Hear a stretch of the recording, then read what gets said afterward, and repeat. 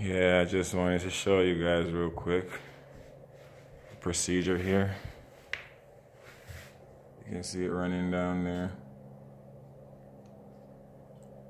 The bubbles going up little by little. You can see it up top here, the bubbles coming up, see?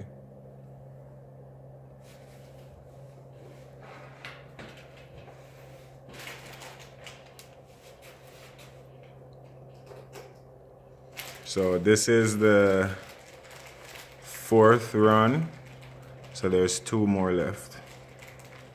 I do this like 6 times, sometimes 7, depending on how cloudy the oil is, until it comes out crystal clear.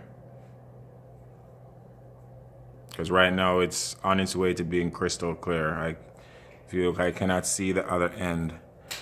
Like, I can see the shadow of my hand through the oil, but I cannot see my hand. Once I can see my hand, then it's ready. If I can't see through it, then it's not. So this is, remember, this is cold press almond oil. So there is a lot of particles in there still. This oil is basically alive.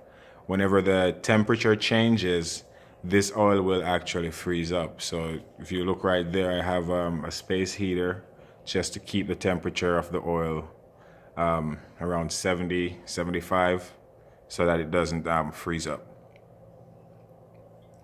Because whenever it freezes up, it's harder to filter because the molecules get heavy and they stuck on the filter.